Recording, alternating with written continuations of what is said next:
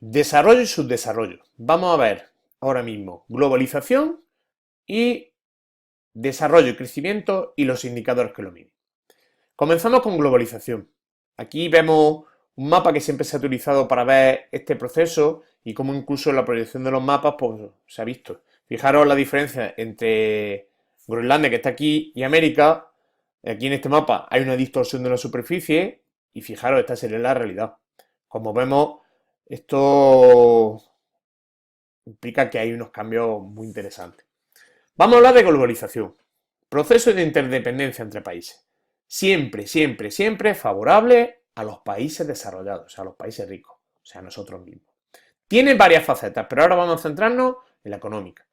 La económica es la más importante. ¿Por qué? Porque es la que tiene que ver con la que ha conseguido que en el mundo todo esté centralizado en torno a un sistema que es el sistema capitalista y que se ha aprovechado por la mejora de telecomunicaciones, del transporte y la actuación de organizaciones económicas internacionales. ¿Qué pasa? Pues muy fácil. En el mundo, básicamente, la economía se organiza entre países subdesarrollados o pobres, que normalmente pues, sirven para extraer recursos, para fabricar aquello que genera más contaminación, que necesita más mano de obra, y nosotros que nos dedicamos a producir por lo que genera más beneficio, lo que requiere más tecnología, lo que requiere una mayor cualificación. A esto le tenemos que sumar que los intercambios de mercancías y servicios de capitales se han generalizado a escala planetaria. Ahora algo se produce en Tailandia, viaja a Turquía, luego viaja a Alemania y termina a lo mejor de montarse en España. Todo eso favorecido, ¿por qué? Por las empresas multinacionales que ya son mucho más poderosas que muchos países. ¿Consecuencias de la globalización económica? Pues aquí tenemos una, por ejemplo, la esclavitud infantil. Cada vez hay más niños que trabajan en el mundo. Bueno, trabajan no, son esclavos. Otra faceta, la geopolítica. Muy sencillo. Las grandes áreas de poder intentan dominar a otras. Intentan o las dominan. ¿Quiénes son las grandes áreas de poder? Pues, por ejemplo, la Unión Europea, Estados Unidos, Rusia, Japón o China. Y lo hacen en función de sus intereses, ya sea políticos o económicos. Globalización social. Fácil.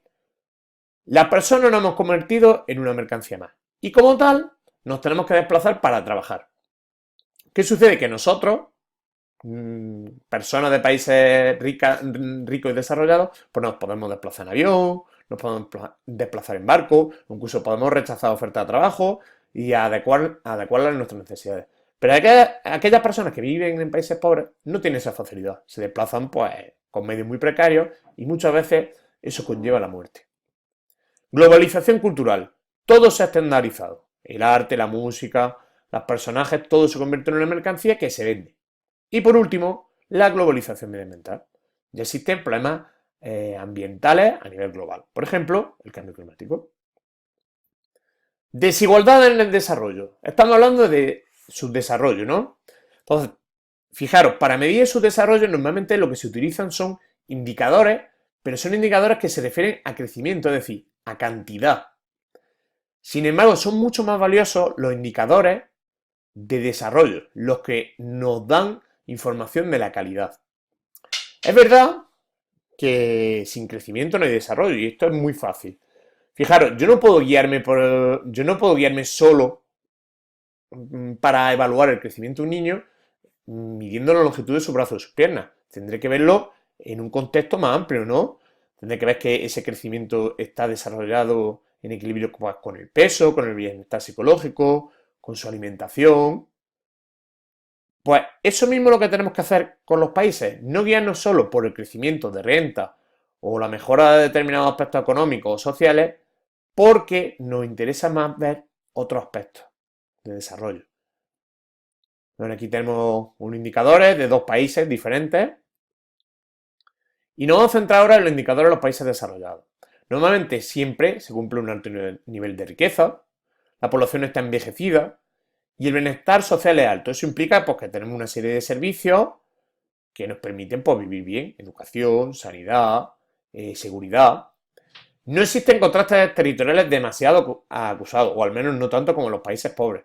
Y los sistemas políticos son democráticos y estables. Eso implica que tenemos una serie de derechos y libertades que se defienden.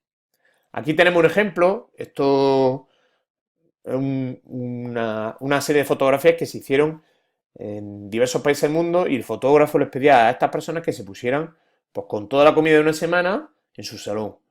Podemos ver las diferencias que son evidentes. Fijaros la cantidad de comida y la variedad, al igual que aquí.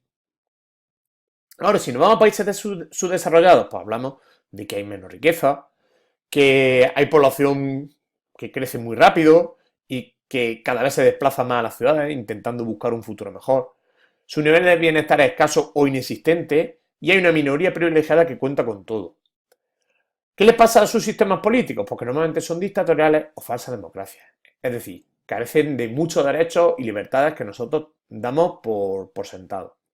Aquí vemos estas fotografías. Fijaros, por ejemplo, aquí cómo ponen el agua potable o la carencia de proteínas, al igual que aquí.